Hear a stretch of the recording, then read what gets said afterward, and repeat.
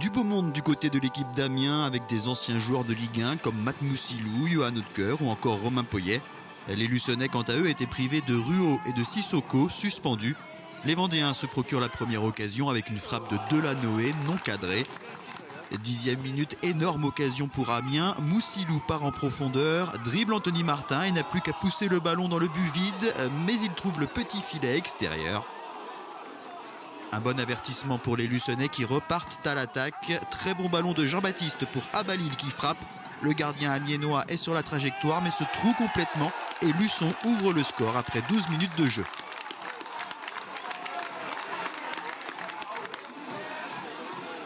Les Amiénois sont pourtant dominateurs, ils ont la maîtrise du ballon, mais il manque cruellement de réussite, comme sur cette reprise de la tête de Babi qui trouve la barre transversale. Les 22 acteurs rentrent au vestiaire sur le score de 1-0 en faveur du VLF. À la reprise, les Luçonnais sont mis en difficulté par des Amiénois entreprenants. En l'espace de 10 minutes, le gardien vendéen Anthony Martin se montre décisif à 3 reprises, sur une frappe de l'ancien Luçonnais Ringayen tout d'abord, puis sur une tentative lointaine de l'ancien capitaine du Poiré Laurent Héloïse, puis sur un coup franc de Babi. Mais à la 65e minute, il se fait surprendre sur ce ballon repris par Babi qui égalise, un but partout. Malmenés en ce début de seconde période, les hommes de Frédéric Reculot réagissent très vite.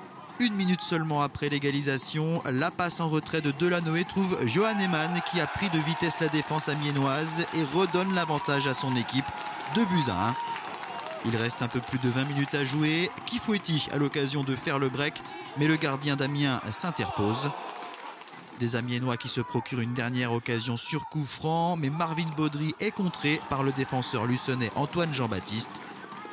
Fin du match, victoire 2-1 des Luçonnais qui, après avoir battu Dunkerque et Istres, signent un 3e succès d'affilée. Une victoire obtenue contre une équipe d'Amiens dominatrice mais inefficace. On dit toujours que dans le sport et dans la vie, on a ce qu'on mérite. Voilà, quand on est sur le terrain avec que certains comportements comme ce soir, comme j'ai dit aux joueurs, il n'y a qu'une chose à penser, c'est éviter d'envoyer le club en CFA.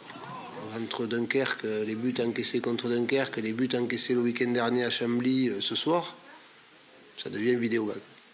Cette équipe d'Amiens méritait mieux. Je pense qu'elle méritait mieux, cette équipe. C'est vrai qu'on avait fait le choix plus ou moins voulu de leur laisser le ballon, parce qu'on savait que cette équipe-là allait nous embêter en contre si on produisait du jeu. Donc on savait qu'il fallait jouer un peu contre nature, parce que sinon on allait se faire punir. Malgré tout, je pense qu'elle a fait ce qu'elle pouvait. Elle n'a pas eu de réussite ce soir, cette équipe d'Amiens, et tant mieux pour nous, parce que pour nous, ça nous fait 3 points et ça fait beaucoup de bien. Vendredi prochain, les Luçonnais joueront de nouveau sur leur pelouse au stade Jean de Mouzon. Il s'agira d'un match en retard face à une grosse écurie du championnat, le Red Star.